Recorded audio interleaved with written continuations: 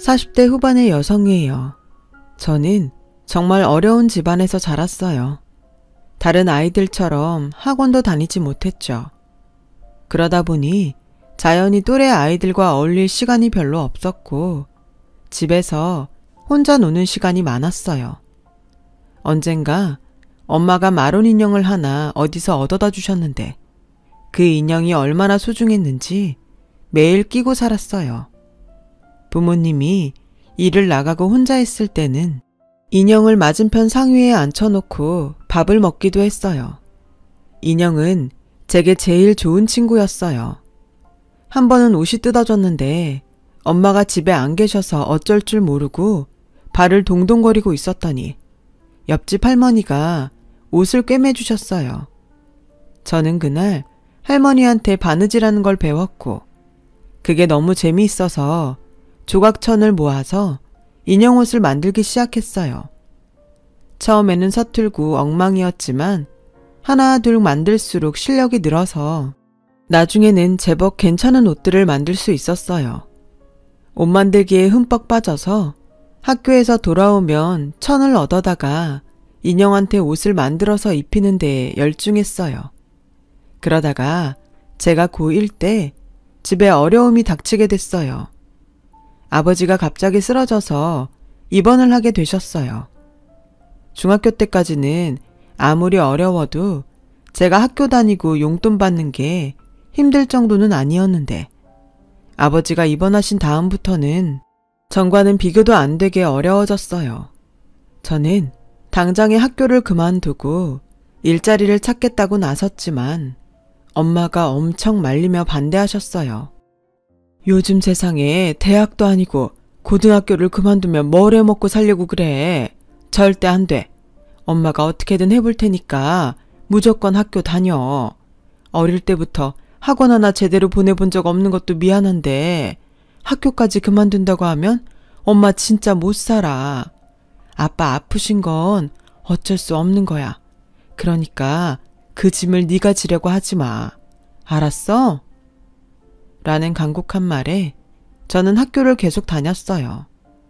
엄마가 밤낮으로 일을 하며 아버지 병간호를 했지만 아버지는 다시 일어나지 못하시고 몇 개월 후 돌아가셨어요. 엄마는 장례식 내내 서럽게 많이 우셨지만 그 이후에는 한 번도 눈물을 보이지 않으셨어요. 민영아, 너 마음 단단히 먹고 공부해. 내가 대학은 자신이 없어. 네가 벌면서 다녀야 될지도 몰라. 그래도 어떻게든 고등학교는 끝내게 해줄 거야. 절대 다른 마음 먹지 말고 학교 다녀야 돼. 사실 아버지 병원비 때문에 집에 빚이 많아서 저는 정말 학교를 관둘 생각을 하고 있었어요. 엄마가 그걸 눈치채셨는지 몇 번이고 다짐을 받으시더라고요. 그 이후 엄마는 악착같이 일을 하셨어요. 저도 엄마 뜻에 따라 학교를 열심히 다녔어요. 공부를 잘하는 편은 아니었지만 그래도 중상위권은 됐어요. 하지만 어정쩡한 대학을 가는 건 아니다 싶더라고요. 저는 하루라도 빨리 돈을 벌어서 엄마의 부담을 덜어드리고 싶었거든요. 그래서 고등학교를 졸업하고 바로 동대문 시장 안에서 수선을 주로 하는 의상실에 취직을 했어요. 워낙 옷 만드는 걸 좋아해서 그쪽 일이 하고 싶었고 잘할 수 있을 거라는 자신도 있었어요. 저는 옷을 수선하거나 예전 옷을 요즘 스타일로 고치는 걸 배웠어요. 인형 옷만 만들다가 진짜 사람들이 입는 옷을 만드니까 어려운 점도 있었고 새로 배우는 것도 많았어요. 홈질이나 휘겹치기도 다시 배웠는데 사장님은 제가 손이 빠르고 금방 익힌다고 좋아했어요. 어릴 때부터 옷 만드는 걸 좋아했던 게 소질이 있어서 그랬던 것 같아요. 저는 일을 하면서 사장님이 옷을 디자인하는 것도 어깨 너머로 배웠어요. 디자인 책을 사다가 열심히 보면서 혼자 공부도 많이 했고요. 그리고 밤을 새워 하나씩 제 옷을 만들어 보았어요.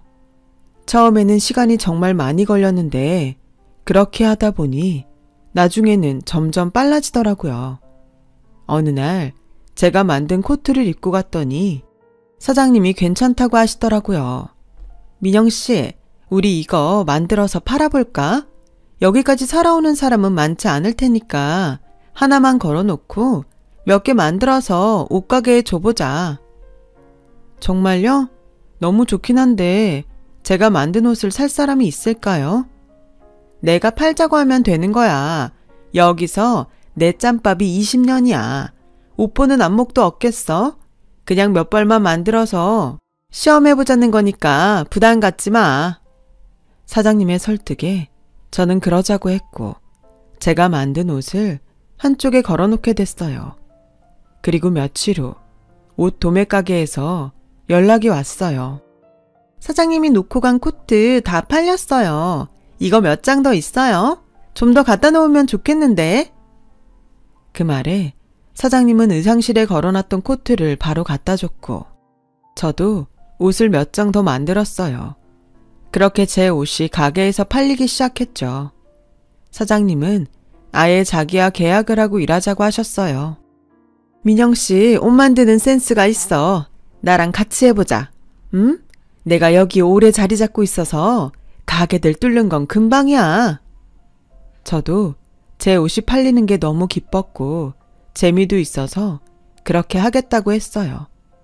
더 예쁘고 편한 옷을 만들기 위해서 서점에 가서 외국 패션 잡지들이며 옷 만들기 잡지들을 사와서 열심히 보며 연구를 했고요. 그렇게 공부하며 옷을 만들다 보니 어떤 옷들은 잘 팔리고 어떤 옷들은 안 팔리는 게 있더라고요. 그걸 쭉 놓고 보니 외국에서 좋아하는 옷과 우리나라 사람들이 잘 안 입는 옷이 뭐가 다른지 조금씩 파악이 되더라고요. 저는 비록 대학에서 정식으로 공부는 하지 못했지만 현장에서 부딪혀가며 익힌 감각과 실력으로 보세 쪽에 점점 많은 수의 옷을 내놓게 되었어요. 옷 주문량이 많아지자 사장님은 공장을 수소문해서 옷을 맡기기로 하셨어요. 엄마도 제가 빠르게 자리를 잡아가자 많이 좋아하셨죠. 대학 안 간다고 할 때 마음이 너무 아팠는데 그래도 네가 좋아하는 일 하면서 잘 되니까 엄마가 마음이 좀 놓인다. 기특하고 장하다 내 딸. 엄마, 이제 그런 생각 안 해. 나 진짜 괜찮아. 난 얼른 빚 빨리 갚고 싶어. 저는 정말 열심히 했고 5년 후에는 사장님한테서 독립을 하게 됐어요. 빚도 굉장히 많이 갚았고요. 저는 직원 넷을 두고 옷을 만들었고 옷도 정말 잘 팔렸어요. 28이라는 젊은 나이에 사장님 소리를 듣게 됐죠. 그 무렵에 남편을 만났어요. 그 사람도 동대문 도매시장에서 여성 옷을 납품하는 사람이었어요. 같은 일을 하다 보니 시장에서도 자주 보게 됐고 그게 자연스럽게 만남으로 연결됐어요. 그 사람은 대학을 졸업하고 일반 회사를 다니다가 엄마가 하시던 옷공장을 물려받아서 하게 됐다고 하더라고요. 말이 공장이지 재래시장에서 좀 규모가 큰 건물의 한 층을 빌려서 미싱 여러 대를 놓고 옷을 만드는 소규모이긴 했어요. 같은 일을 하다 보니 말도 잘 통했죠. 무엇보다 의지가 됐던 것 같아요. 엄마는 제가 혼자 일하는 게 불안했는데 든든한 사람을 만나서 잘 됐다고 좋아하셨어요. 남자는 특히 제 디자인 칭찬을 많이 했어요. 민영 씨는 정말 감각 있는 것 같아요. 대학 나온 사람들보다 훨 나아요. 진짜 어떤 회사는 보면 무슨 디자인을 저렇게 해놨나? 내가 해도 이거보단 낫겠다. 그런 마음 드는 게 있거든요. 이런 건 아무리 배워도 재능 있는 사람을 못 이기는 것 같아요. 저도 나름 열심히 하고 공부도 많이 했어요. 성욱 씨 말처럼 대학을 나온 건 아니지만 그래서 더 열심히 한 것도 있죠. 재능이 있다기보다 제가 좋아해서 더 잘하고 싶어서 노력한 거예요. 라고는 했지만 절 칭찬해 주는 게 속으로는 기뻤어요. 저와 남자는 8개월 정도를 만나다가 결혼을 약속하게 됐고 양쪽 집에 인사를 드리고 상견례를 했어요. 남자도 아버지가 돌아가시고 어머니만 계신다고 했어요. 상견례에서 남자 어머니는 제가 마음에 든다는 얘기를 계속 하시더라고요. 제가 듣기 민망할 정도로 칭찬을 하셨죠. 어쩜 저렇게 우리 집에 딱 맞는 며느리감이 나타났는지 자다가도 신기해서 일어난다니까요. 집안 사정도 양쪽 집이 비슷해서 더 천생연분 같아요. 따님을 어쩜 저렇게 똑똑하게 키우셨어요. 부족한데 예쁘게 봐주셔서 감사해요. 살면서 잘 지도해 주시고 계속 잘 봐주세요. 저도 임서방 아들이라고 생각하고 잘할게요. 그렇게 분위기 좋은 만남을 끝내고 결혼 준비가 착착 진행됐고 저와 남자는 가을에 결혼식을 올렸어요. 결혼하고 얼마 되지 않아서 남자는 제 사업과 자기 사업을 합쳤으면 좋겠다고 하더라고요. 그것도 나쁘지 않은데 당신 공장은 다른 데 옷들 하고 있잖아. 그럼 우리 거 옷 나오기가 힘들지 않겠어? 당장은 그럴지 몰라도 멀리 생각하면 그게 더 좋을 것 같아서 어차피 같은 일을 하는데 우리 공장에서 당신 옷 만드는 게 더 좋지 않아? 서로에게 이득이 될 것 같은데. 그래도 저는 덥석 좋다는 말이 나오질 않더라고요. 우선 우리 옷을 얼마나 잘 뽑아내는지 봐야 했어요. 제가 독립해서 나올 때 지금 공장을 섭외하려고 굉장히 노력을 했고 그만큼 신뢰가 쌓인 관계였기 때문에 쉽게 옮기겠다는 말을 할 수도 없었고요. 이런 말해서 미안한데 그래도 우리 옷을 샘플로 만든 걸 봤으면 좋겠어. 당신도 알다시피 이건 사업이잖아. 내가 지금 공장 사장님하고 계약을 해지하고 당신 공장으로 옮길 만큼 남편 공장의 옷을 잘 뽑는다고 보여줘야 될 것 같아. 뭐 당신 생각도 이해는 해. 그쪽에 해약하자는 게 어렵긴 하겠지. 그래도 샘플을 보겠다고 하니 기분이 좋지는 않네. 라며 볼멘 소리를 하더군요. 사실 남편 공장은 규모도 작았고 저희는 옷을 한 번에 많이 뽑아내야 되는데 그런 많은 양을 해보지 않았을 게 분명했어요. 저는 저대로 사업 얘기니까 확실히 하자는 건데 그걸 서운해하는 남편이 좀 이해가 되지 않았어요. 남편은 이 일을 시어머니한테 얘기했고 시어머니는 바로 저한테 집으로 오라고 하시더라고요. 너 부부가 뭐니? 일심동체라고 하잖아. 결혼을 했으면 당연히 남편 공장으로 옮겨야 되는 거 아니니? 뭐? 샘플을 만들라고? 나 참 기가 막혀서? 우리 성욱이네. 니네 같은데 옷 샘플이나 만들어야 되는 그런 공장 아니야. 내가 그 공장을 어떻게 키워서 물려줬는데? 지금 그거 너 나도 모욕하는 거야? 어머니, 그 뜻이 아니고요. 저도 계약한 공장 사장님한테 명분이 있어야 되잖아요. 그리고 성욱 씨 공장이 저희처럼 한 디자인 많이 뽑는 거 안 해본 거 사실이라서 저로서는 확인이 필요해요. 어머, 얘 말하는 것 좀 봐. 그러니까 전에 공장에 보여준다는 것도 말뿐인 거고 결국 네 마음에 들어야 된다 그 소리 아니야. 얘가 진짜 우리를 뭘로 보고 이런 말을 하는지 모르겠네. 막말로 네가 정식으로 디자인을 배웠어? 의상학과를 나왔어? 시장 바닥에서 주먹구구식으로 배운 주제에 누굴 가르치려고 들어? 이래봬도 나 젊을 때엔 한가닥 하던 양장학원 출신이야. 이거 왜 이래? 성욱이는 경영학과 나와서 의상도 따로 공부했다. 객관적으로 봐도 누가 더 잘하겠니? 안 그래? 라며 저한테 모멸감을 주는 말도 서슴지 않았고 그날 이후로 남편도 시어머니도 저를 없는 사람 취급했어요. 저는 결국 남편 뜻대로 해주겠다고 했어요. 결혼한 지 얼마 안 돼서 더는 싸우고 싶지 않았거든요. 남편과 시어머니는 신이 나서 공장 이름도 제 브랜드 이름으로 바꾸고 본격적으로 저희 옷을 만들기 시작했어요. 한 가지 디자인을 여러 사이즈로 대량 생산하는 걸 안 해봤던지라 공장 사람들이 힘들어하는 게 보였지만 차츰 적응을 하더라고요. 저는 거의 매일 2시간 정도밖에 못 자고 일일이 옷을 검수했어요.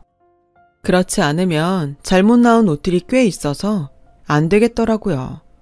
점차 사람들도 적응을 많이 하고 옷도 잘못 만드는 일이 거의 줄어들자 남편은 사람이 더 필요하다면서 회사 직원들을 늘렸어요. 그건 그럴 수 있다 싶었어요. 하지만 전 아무래도 대량 생산이 가능한 공장에서 하는 게 더 낫다는 생각은 변함이 없었어요. 물론 자동화 시스템 공장에서 부분 만들어 오는 게 많았지만 남편 공장이 다 소화하기는 버거워 보였거든요. 이런 얘기를 다시 해야겠다고 생각하고 있는데 남편이 점점 집에 잘 안 들어오더라고요.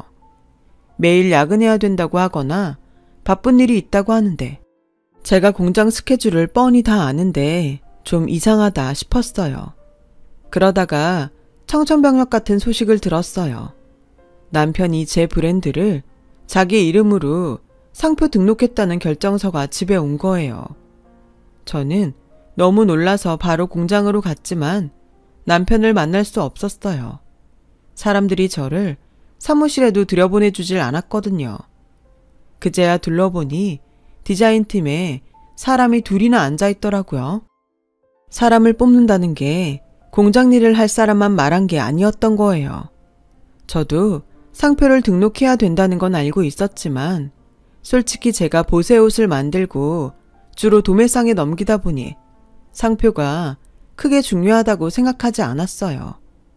남편은 제 브랜드를 찾는 단골들이 꽤 있다는 걸 알고 자기 이름으로 상표를 등록하고 대학가에 가게까지 계약했더라고요. 그런 걸 저하고 상의도 한마디 안 하고 독단적으로 했던 거예요. 저는 쏙 빼놔야 했으니 당연히 말을 안 했죠. 그제야 남편과 시어머니가 자기네 공장에서 옷을 만들라고 그렇게 사람을 괴롭힌 이유를 알겠더라고요.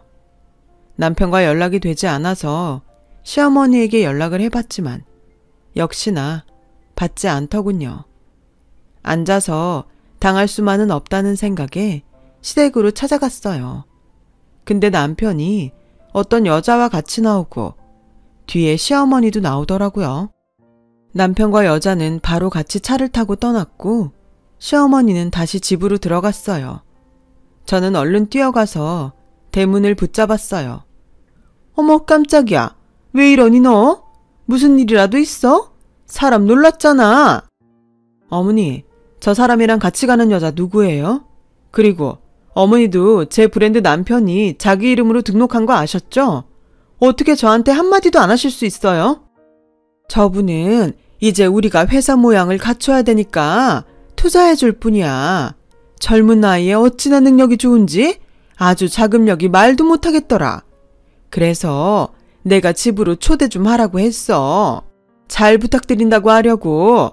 너 네 브랜드 성욱이가 등록한 게 그렇게 문제냐? 이러니까 우리가 너한테 말을 안 한 거야. 전에 공장 옮길 때도 너 얼마나 부정적이었니? 그런 식으로 하면 일을 하려고 해도 안 돼. 알아? 라더니 그대로 대문을 쾅 닫고 들어가 버렸어요. 제가 아무리 초인종을 누르고 전화를 해도 시어머니는 나오지 않더라고요. 남편도 제 연락을 받지 않았고요. 그리고 며칠 후에 남편이 제가 의부증이라고 못 살겠다며 이혼 서류를 보내더군요. 남편이 일하는 걸 일일이 감시하려고 하는 사람과 못 살겠다고요. 저는 완전히 당했다는 걸 깨달았어요. 처음 만날 때부터 의도적이었던 건 아닐까 하는 생각도 들었죠. 그건 저 혼자 생각이었지만 언젠가부터 두 사람 마음이 변한 건 확실했어요. 저는 이혼을 하고 친정으로 돌아왔고 엄마는 저보고 다시 시작할 수 있다며 격려해 주셨어요.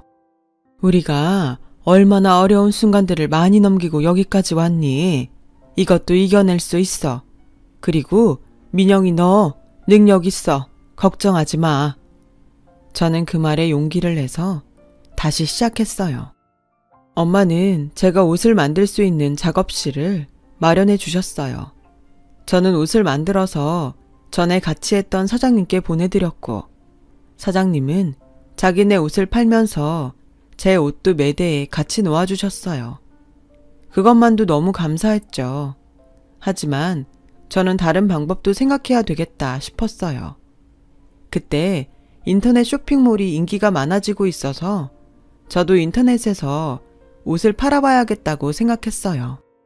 그래서 프리랜서 웹디자이너를 소개받아서 홈페이지를 만들고 모델 지망생들에게 일당을 주며 옷 사진을 찍어 올렸어요. 몇 개월은 거의 수익이 나지 않아서 포기를 해야 되나 싶었는데 제가 만든 옷을 입어본 사람들이 하나 둘 다시 찾아주었고 그러면서 입소문이 나기 시작했어요.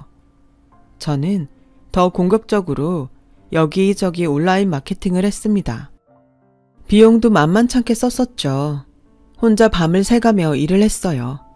그러다가 어떤 사람이 블로그에 제가 만든 옷을 입고 올렸는데 그게 반응이 좋아서 더 많은 사람들이 쇼핑몰에 가입을 했죠. 그렇게 쇼핑몰은 인기가 많아졌고 저는 직원들을 고용해서 세계적으로 운영을 해나갔어요. 저희 쇼핑몰에서 액세서리와 구두를 팔고 싶다는 동대문 도매상분들이 있어서 그분들과도 계약을 맺었죠. 엄마 말씀대로 저는 다시 일어났어요. 이렇게 보면 금방 쑥쑥 큰 것 같지만 어려움도 있었고 혼자서 마음고생도 꽤 했어요. 전 남편에 대한 배신감도 컸죠. 그래도 모든 걸 다 이기고 또 해냈다는 사실이 너무 기뻤어요. 쇼핑몰이 안정적으로 접어들기까지 꽤 오랜 시간이 걸렸어요. 그러던 어느 날 엄마와 교회로 식사를 하러 갔는데 거기서 뜻밖의 사람을 만났어요. 전 남편이었는데 그 사람이 거기서 허드렛 일을 하고 있더라고요. 저는 알고도 못 본 척했지만 엄마는 너무 놀라서 아는 척을 하셨더라고요. 그 바람에 전 남편도 저와 엄마를 알아봤고 저희 쪽으로 오려고 하지 않더라고요. 그날은 그렇게 그냥 헤어졌어요. 저는 이게 어떻게 된 일인지 궁금해서 전 남편에 대해 알아봤죠. 그랬더니 1년 전에 회사가 부도나서 문을 닫았고 빚을 잔뜩 졌다는 거였어요. 투자를 했다던 여자는 남편과 결혼해서 살다가 회사가 위험해질 때쯤 속았다며 이혼 소송을 하고 자기 돈을 다 빼서 집을 나갔다고 하더군요. 한편으로는 쌤통이라는 생각도 들었지만 다른 한편으로는 씁쓸했어요. 제가 처음 만든 브랜드가 그렇게 사라졌으니까요. 그러고 보니 제 브랜드를 시장에서 못 본 지 꽤 되긴 했더라고요. 그동안 너무 바빠서 잘 모르고 있었던 거죠. 그런데 다음날 전 남편은 어떻게 알았는지 제 사무실로 찾아왔어요. 정말 오랜만이야. 잘 지내나 보네. 저기, 그때는 내가 생각이 짧았어. 당신하고 그렇게 헤어지는 게 아니었는데. 이런 말 정말 염치 없지만 우리 다시 합칠 수 있을까? 이번엔 실수하지 않을게. 실수라니. 무슨 실수요? 그거 다 계획적인 거였잖아요. 제가 바보도 아니고 한 번 속지 2번 속겠어요. 댁하고 더 이상 할 얘기 없으니까 나가주세요. 여기요. 모르는 사람 아무나 들여보내지 마세요. 이렇게 화만 내지 말고 내 얘기도 들어봐. 나도 그때는 잘해보자는 생각이었어. 근데 당신이 너무 사사건건 따지니까 일이 안 될 것 같았다고. 그 말이 지금 나한테 통할 것 같아? 난 이혼하고 시장에서 들은 말이 없는 줄 알아? 댁하고 댁 어머니가 상표 등록하고부터 마음 바뀌었다고 다들 그러더라. 모르는 사람이 없던데 나만 바보같이 모르고 있었던 거야. 그런데 나보고 다시 합치자고? 너 한 번만 더 그딴 소리 해봐. 사기죄로 고소할 거니까. 내가 못할 것 같아? 라고 소리 지르자 남편은 더 말을 못하고 가더라고요. 그런데 남편은 예전이나 지금이나 자기 엄마한테 시시콜콜 다 얘기하는 사람이더라고요. 다음에는 시어머니가 저를 찾아왔더군요. 아가, 그동안 잘 지냈니? 안사돈도 잘 계시고? 사는 게 바쁘다 보니 인사도 한번 못하고 이렇게 시간이 간지도 몰랐어. 할머니가 우리 엄마한테 왜 인사를 합니까? 그리고 누가 아가고 누가 안싸돈이에요. 이제 그런 사이 아니죠. 완전 남남이에요. 얘는 어떻게 사람 관계가 그렇게 무자르듯 딱 잘라지니? 아무리 그래도 같이 지낸 정이 있잖아. 결혼하고 살 때도 저한테 자기네 공장으로 안 옮긴다고 막말 함부로 하던 사람이 그러니까 되게 어색하네요. 저 댁 아들하고 다시 안 합쳐요. 그러니까 그만 돌아가세요. 라고 하자 시어머니는 제 앞에 무릎을 꿇고 싹싹 빌더라고요. 정말 미안하다. 우리가 잘못했어. 한 번만 다시 생각해 볼 수 없겠니? 우리한테도 기회를 주려무나. 제가 이만큼이라도 성공하지 않았으면 댁들이 내 앞에 와서 그런 말을 했을까요? 아니죠. 제가 고졸이라고 그렇게 모욕해놓고 제 거 다 뺏어갔으면 염치라는 게 좀 있어 보세요. 오늘은 제가 참는데 다시 또 찾아오면 그땐 정말 가만 안 있어요. 시어머니는 그래도 기회를 달라고 했지만 저는 거절했죠. 전 남편이 다시 찾아왔을 때에는 경비원을 통해서 회사에 들어오지 못하게 했어요. 두 사람은 몇 번 저한테 연락을 했지만 제가 다 끊어버렸거든요. 그러고 나니 다시 찾아오지도 않고 연락도 없더라고요. 그 후 두 사람이 어떻게 됐는지는 저도 들은 게 없어요. 저는 40이 돼서 저처럼 이혼한 남자와 재혼을 했어요. 한때는 다시는 결혼을 하지 않겠다고 마음 먹었는데 너무 따뜻하고 좋은 사람을 만나서 생각이 바뀌었어요. 남편은 중학교 선생님이고 가정적인 사람이에요. 엄마한테도 잘하고요. 지금은 행복하게 잘 살고 있답니다. 열심히 산 보상을 이제야 받는 기분이에요. 다들 건강하고 큰 문제 없으니 그게 가장 큰 복인 것 같고요. 들어주신 분들 모두 감사드리고요. 다들 행복하시고 행운이 많이 찾아오면 좋겠어요. 건강이 최고입니다. 항상 건강하시고요. 여러분, 사연 댓글에 응원과 현명한 조언 부탁드려요. 좋아요와 구독은 저에게 큰 힘이 됩니다. 오늘도 좋은 일 가득하세요.